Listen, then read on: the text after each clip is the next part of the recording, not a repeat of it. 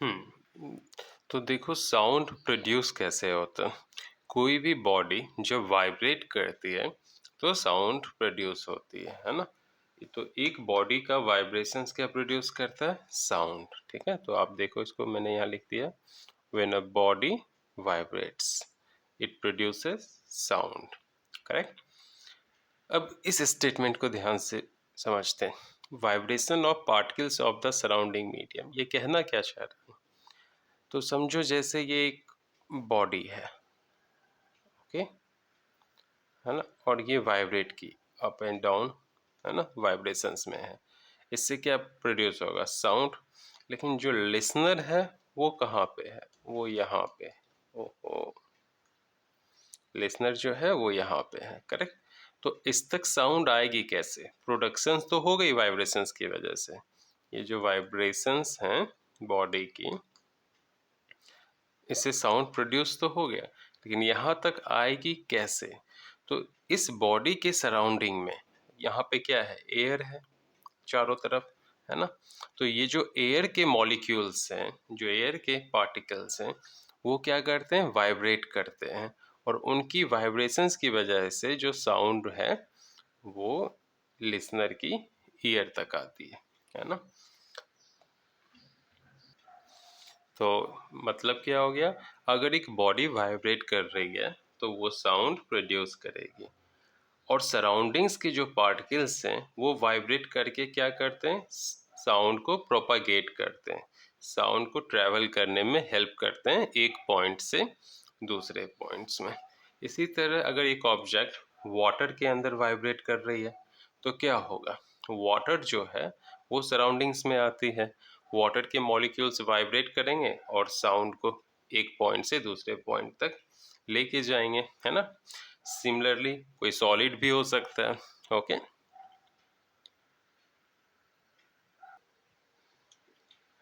तो इसी तरह हम देख सकते हैं जैसे यहाँ पे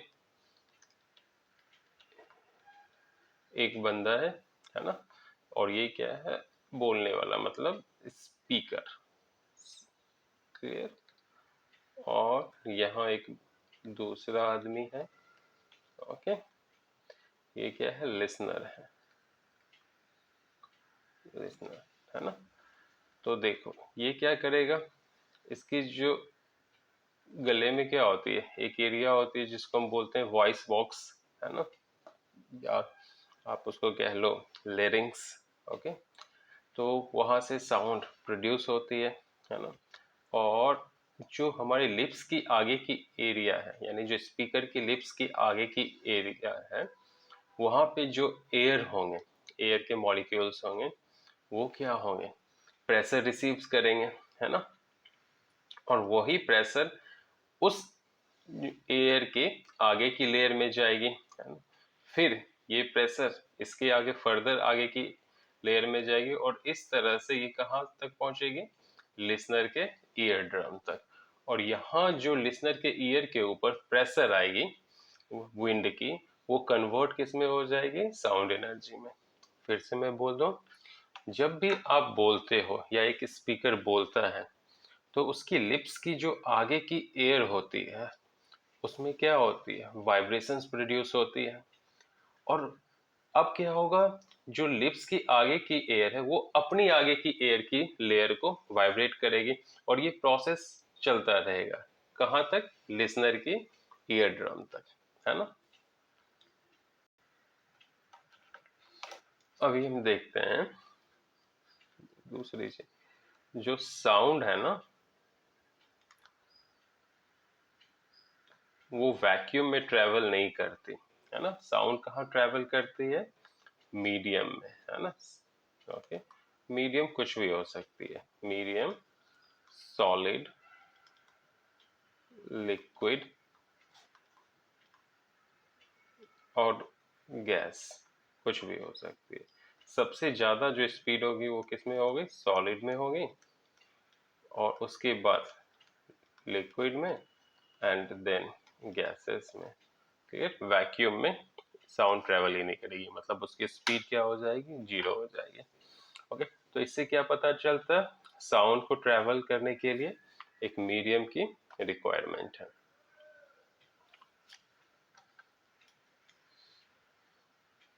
अब दूसरी पॉइंट देखते हैं, एक सेकंड कलर चेंज करता हूँ। हाँ, यहाँ देखें ऑडिबल रेंज,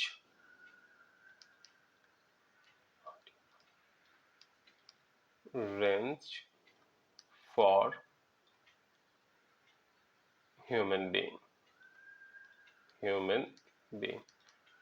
देखो हमारी कान जो होती है, हमारी ईयर जो होती है, उसकी सुनने की जो रेंज है वो लिमिटेड है। वो किसी पर्टिकुलर फ्रीक्वेंसी को ही सुन सकती है ना। अगर उससे ज्यादा हुआ तो भी नहीं सुन सकती, और उससे कम हुआ तो भी नहीं सुन सकती, है ना। तो हमारी जो ईयर है एक मिनिमम फ्रीक्वेंसी को सुन सकती है और एक मैक्सिमम, उसके बीच। क्लियर। तो देखो क्या होता है Audible range for human being, ये होता है 20 हर्ट्ज से लेके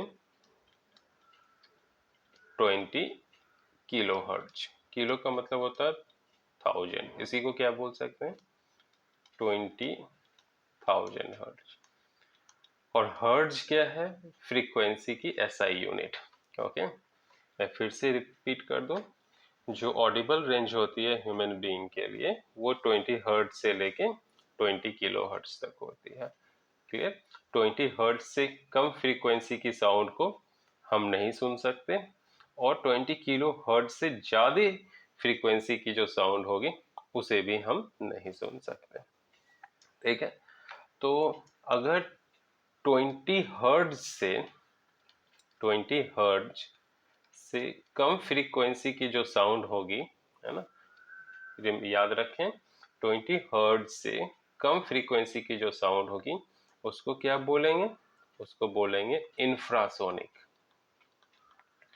इंफ्रासोनिक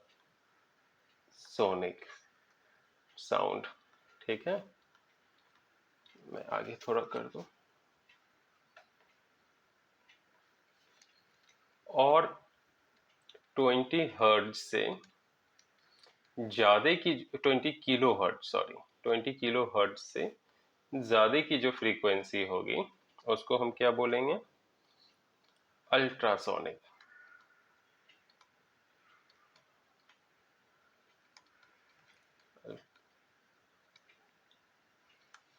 मैं फिर से रिपीट कर दूं, 20 हर्ट्ज से कम फ्रीक्वेंसी की जो साउंड होती है उसको हम इंफ्रासोनिक साउंड बोलते हैं, और 20 किलो हर्ट्ज से ज्यादा फ्रीक्वेंसी की जो साउंड होती है उसे हम अल्ट्रासोनिक साउंड बोलते हैं।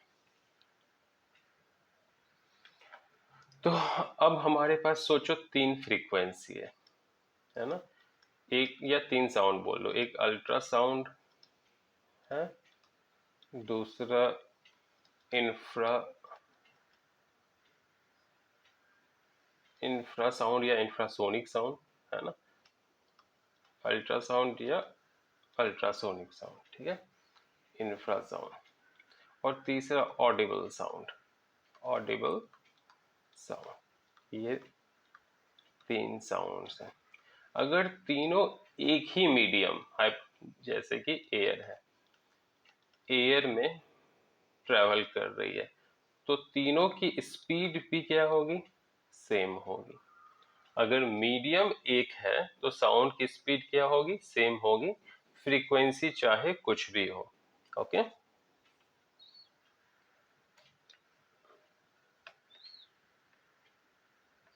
नेक्स्ट, अब देखेंगे स्पीड ऑफ साउंड डिपेंड किस पे करता है ना। तो स्पीड ऑफ साउंड जो है ना, वो डिपेंड करता है टेम्परेचर के ऊपर। ठीक है, ह्यूमिडिटी के ऊपर, ह्यूमिडिटी के ऊपर, डेंसिटी के ऊपर,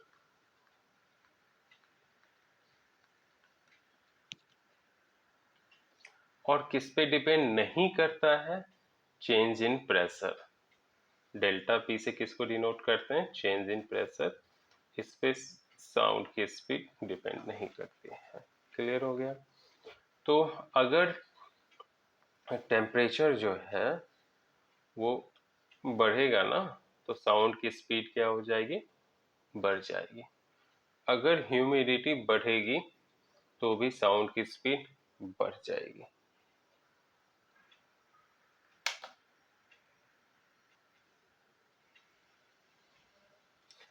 अगर मीडियम एक हो और उसकी डेंसिटी कम होगी तो क्या होगा? साउंड की स्पीड इंक्रीज करेगी। जैसे स्टील है ना? तो मैं एग्जांपल देता हूँ। दो स्टील है आपके पास, ओके, स्टील 1 और स्टील 2। इस स्टील की कंपेयर करेंगे स्टील फर्स्ट से, है ना? मान लो इसकी इलास्टिसिटी ज्यादा है, इलास्टिसिटी ज्यादा है और डेंसिटी कम है। क्लियर हो? इसका मतलब क्या हो गया? इसकी इलास्टिसिटी इलास्टिसिटी क्या होगी? कम होगी और डेंसिटी रिलेटिवली ज्यादा होगी। तो साउंड की स्पीड स्टील 1 में ज्यादा होगा, है ना? ऐसी मीडियम जिसकी इलास्टिसिटी ज्यादा हो और डेंसिटी कम हो, तो साउंड की स्पीड उस मीडियम में ज्यादा होती है। लेकिन अगर हम कंपेयर करें सॉलिड लिक्विड गैस में, तो सॉलिड की क्या होती है? डेंसिटी ज्यादा होती है लिक्विड से और गैस से। यहाँ पे हम क्या ऑब्जर्व कर रहे हैं? डेंसिटी ज्यादा है तो साउंड की स्पीड ज्यादा है। अगर तीनों स्टेट्स डिफर कर रहे हैं, यानी फिजिकल स्टेट्स डिफर कर रही है, उस केस में जहां डेंसिटी ज्यादा होगी वहां साउंड की स्पीड ज्यादा होगी, है ना? लेकिन अगर समझो एक ही स्टेट्स है, क्लियर? फॉर एग्जांपल एटमॉस्फेयर को हम देख लेते हैं, है ना? एटमॉस्फेयर, एटमॉस्फेयर में क्या होते हैं? गैसेस होते हैं। तो दो तरह की हवा है हमारे पास, एक ह्यूमिड एयर है और दूसरी है ड्राई एयर। ओके, तो हम देखते हैं ड्राई एयर की डेंसिटी ज्यादा होती है ना, ह्यूमिड एयर से। क्लियर? तो इसलिए क्या होगा? ह्यूमिड एयर में साउंड की स्पीड क्या होगी? ज्यादा होगी, अगर हम उसको कंपेयर करें ड्राई एयर से, है ना? बट अब दूसरा केस देखते हैं। एक आयरन ले लो, हाँ, और दूसरा वाटर ले लो। वाटर क्या है? लिक्विड है और इसकी डेंसिटी क्या है? कम है अगर कंपेयर करें तो आयरन से, है ना? लेकिन इस केस में आयरन में साउंड की स्पीड ज्यादा होगी, क्योंकि यहाँ आयरन क्या है? सॉलिड स्टेट्स में। आई होप समझ में आ गया होगा आपको। तो सवाल अगर ऐसा आए, एक मीडियम है जिसकी डेंसिटी कम है, इलास्टिसिटी ज्यादा है ना? तो उस मीडियम में साउंड की स्पीड क्या होगी? ज्यादा होगी या कम होगी? तो इस केस में आप क्या बोलोगे? साउंड की स्पीड ज्यादा होगी। क्लियर? अगर ऐसा सवाल पूछ दे कि आयरन है और वाटर है, और आयरन की डेंसिटी ज्यादा होती है किससे? वाटर से, तो बताओ साउंड की स्पीड किस में ज्यादा होगी? तो आप बताओगे आयरन में, क्योंकि आयरन क्या है? सॉलिड है, वाटर क्या है? लिक्विड है। हाँ, आगे चलते हैं। ओके, अब यहाँ हम देखेंगे वेव्स के डिफरेंट टर्म्स को, है ना? तो यहाँ हम एक ऑसिलेशंस देखते हैं, वेव को देखते हैं। देखो स्टार्ट कहाँ से होती है साइकिल? यहाँ से, इस पॉइंट से, है ना? तो ये जो लाइन है ये क्या है? मीन पोजीशंस की लाइन है। ये पूरी लाइन क्या है? मीन पोजीशंस की लाइन है।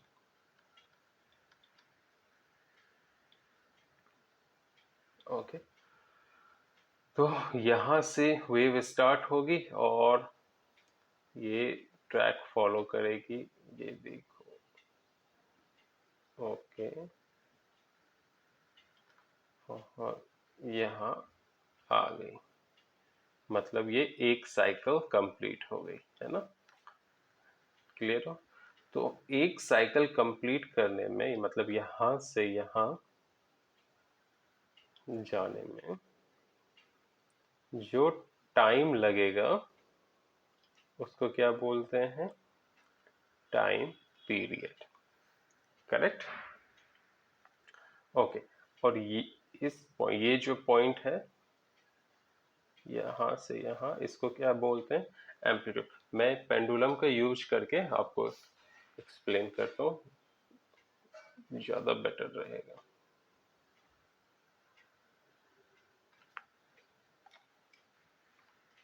देखो, ये समझो एक पेंडुलम है ना।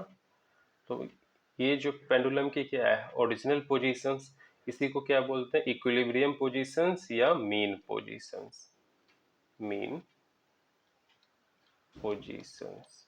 ओके। तो अभी पेंडुलम यहाँ है, मतलब हम किस चीज को डील कर रहे हैं, इसको डील कर रहे हैं। क्लियर। हमने क्या किया, पेंडुलम को स्विंग करवाया, तो पेंडुलम कहाँ चली गई, यहाँ आ गई। क्लियर, यहाँ पे आ गई। ये मैक्सिमम पोजीशंस है ना, राइट साइड की ये मैक्सिमम पोजीशंस है, तो इसको हम बोलते हैं एम्पलीट्यूड। ठीक है, जो मैक्सिमम डिस्प्लेसमेंट होती है उसको क्या बोलते हैं, एम्पलीट्यूड। तो एम्पलीट्यूड देखो यहाँ आ गई, एक सेकेंड, ये पॉइंट पे। क्लियर। ये जो रेड वाली पॉइंट कहाँ है, यहाँ है ना। वापस देखो ये कहाँ जाएगी, बॉब पेंडुलम की मीन पोजीशंस पे। तो ये कर्व भी देखो कहाँ आ रही है, यहाँ से मीन पोजीशन पे आ गए। फिर यहां से बॉब किधर जाएगी, लेफ्ट साइड, लेफ्ट एक्सट्रीम पे, है ना। तो मतलब ये हो गई ऑपोजिट डायरेक्शंस में मैक्सिमम डिस्प्लेसमेंट, है ना। तो यहाँ ये कर्व देखो इस पोजीशंस में आ गई। क्लियर। ये भी क्या है, एम्पलीट्यूड की पॉइंट है। क्लियर। अगर इसको पॉजिटिव एम्पलीट्यूड लोगे तो इसको नेगेटिव। फिर क्या होगी, ये बॉब यहाँ से रिटर्न मीन पोजीशंस पे आएगी और एक साइकिल कंप्लीट हो जाएगा। तो यहाँ से ये कहाँ जाएगी, देखो इस पोजीशन पे। करेक्ट। तो हम क्या देखते हैं, मीन पोजीशन से हमारा जो पेंडुलम का बॉब एक बार राइट साइड मैक्सिमम डिस्प्लेसमेंट को जाता है ना। फिर कहाँ आता है, मीन पोजीशंस पे आता है। फिर लेफ्ट साइड मैक्सिमम डिस्प्लेसमेंट को जाता है, अगेन मीन पोजीशंस पे आता है। ये क्या हो गई, वन कंप्लीट साइकिल। क्लियर। या कहते हैं इसको वन कंप्लीट ऑसिलेशन। तो वन कंप्लीट ऑसिलेशंस करने में जितना टाइम लगता है उसी को क्या कहते हैं, टाइम पीरियड।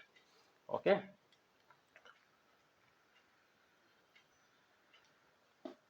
ठीक है, ये जो पॉइंट है टॉप पे, क्लियर, ये पॉइंट, इसको क्या बोलते हैं, क्रेस्ट।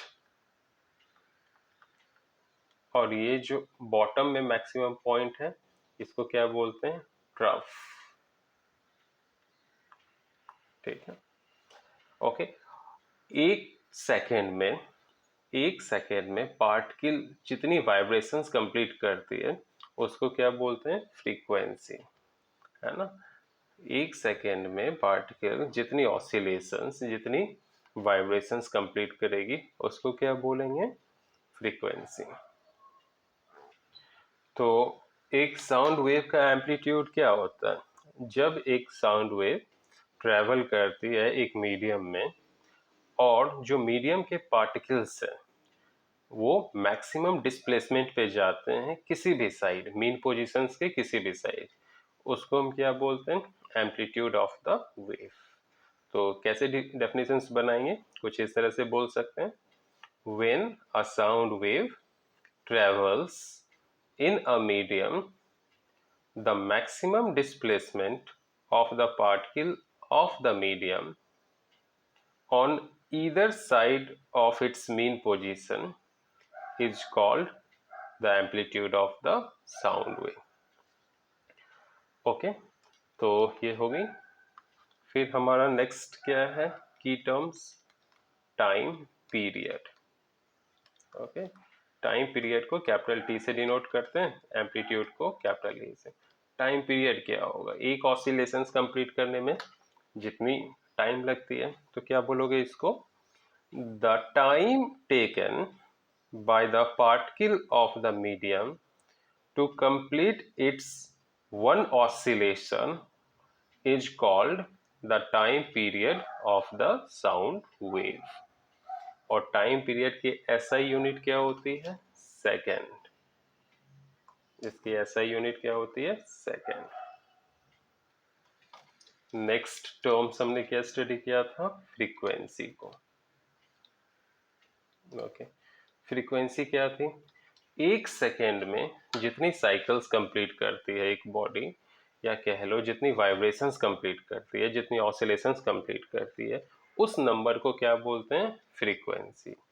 फ्रीक्वेंसी को ना आप एफ से भी रिप्रेजेंट कर सकते हो और न्यू से भी रिप्रेजेंट कर सकते हो। इसको क्या बोलते हैं, न्यू, एनयू, है ना।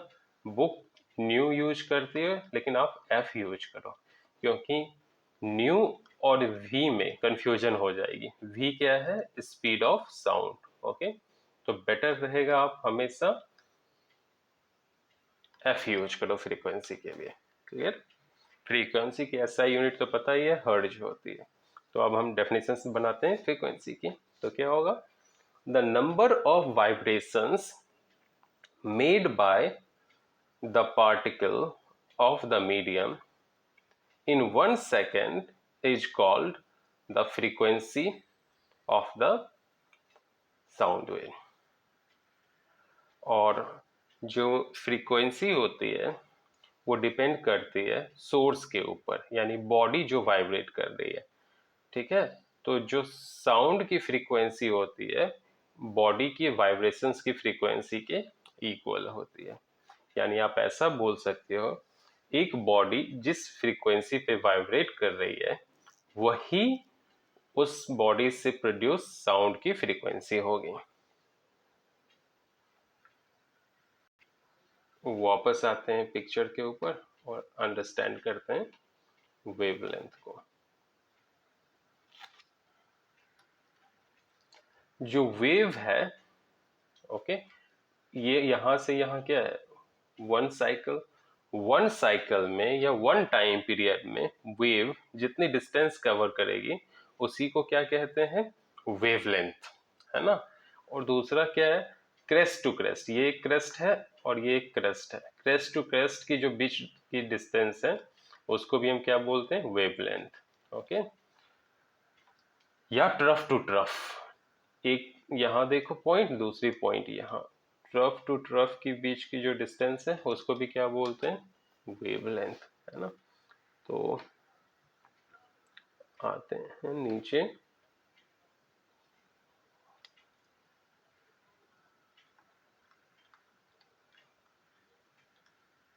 वेवलेंथ।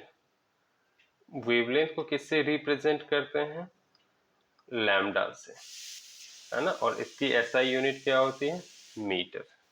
करेक्ट। तो अब हम बनाएंगे वेवलेंथ की डेफिनेशंस। तो क्या होता है, the distance travelled by a sound wave in one time period of vibrations, है ना, of the particle of the medium is called the wavelength. फिर से ट्राई करते हैं, the distance travelled by a sound wave in one time period of vibration of the particle of the medium is called the wavelength। Okay, तो wavelength किसके ऊपर depend करती है, wavelength जो है वो डिपेंड्स करती है मीडियम की प्रॉपर्टीज के ऊपर, है ना। मीडियम कौन सी है, ओके, एयर है, वाटर है, गैस है, तो ह्यूमिड है, नॉन ह्यूमिड है, उसके ऊपर वेवलेंथ डिपेंड करती है। नेक्स्ट जो है हमारा क्या है, वेव वेलोसिटी। इसको रिप्रेजेंट करते हैं लेटर v से। ओके, और वेलोसिटी की डेफिनेशंस क्या होती है, rate of change of displacement. तो यहाँ क्या हो जाएगा, उसी से आइडिया लग सकती है, the distance travel by the wave in 1 second, है ना। उसको क्या कहेंगे, वेव वेलोसिटी। तो 1 सेकेंड में वेव जितनी डिस्टेंस ट्रेवल करेगी वो क्या है, वेव वेलोसिटी है। अगेन वेव वेलोसिटी वेवलेंथ की तरह किसके ऊपर डिपेंड करती है, मीडियम के ऊपर, मीडियम की जो नेचर है, जो उसकी प्रॉपर्टीज है उसके ऊपर। करेक्ट। अब रिलेशंस देखते हैं।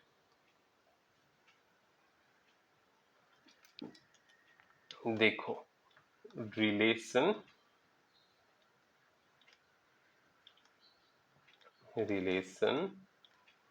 Between wave velocity, wave length and frequency.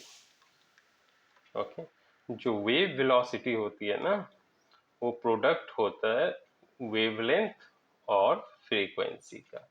Okay, तो वेवलेंथ को आप क्या बोल दोगे, वेव वेलोसिटी अपॉन फ्रीक्वेंसी। और अगर फ्रीक्वेंसी पूछ दे तो wave velocity upon wavelength. Okay, एक और चीज, जो फ्रीक्वेंसी होती है वो रेसिप्रोकल होती है टाइम पीरियड की, यानी टाइम पीरियड जो है वो भी रेसिप्रोकल किसकी हो जाएगी, फ्रीक्वेंसी की। Correct.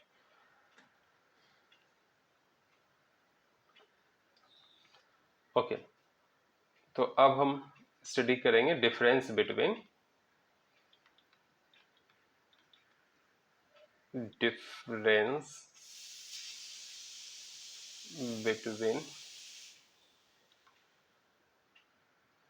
Sound wave and light wave. Okay, तो मैं इस साइड लिख देता हूं लाइट वेव और इधर लिख देता हूं साउंड वेव। देखते हैं क्या डिफरेंस है। ओके, तो देखो लाइट वेव जो है ना वो इलेक्ट्रोमैग्नेटिक वेव है, इलेक्ट्रोमैग्नेटिक वेव है ना। लेकिन साउंड वेव कैसी वेव है, मैकेनिकल वेव है, मैकेनिकल वेव है। जो लाइट वेव है ना, वो ट्रांसवर्स वेव होती है। हम बाद में डील करेंगे क्या होता है नेक्स्ट वीडियो में। ट्रांसवर्स वेव है। और जो साउंड वेव है वो क्या है, लॉन्गिट्यूडनल वेव है।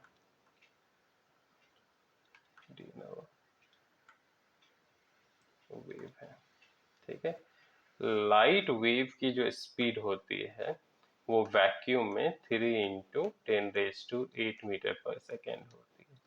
और साउंड वेव की जो स्पीड होती है वैक्यूम में वो नियरली 330, यानी एयर में कह लो मीटर। वैक्यूम में तो साउंड ट्रेवल ही नहीं करती।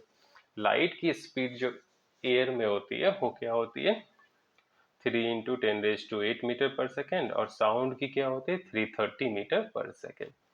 लाइट को ट्रेवल करने के लिए मीडियम की रिक्वायरमेंट नहीं होती, वो वैक्यूम में ट्रेवल कर सकता है ना।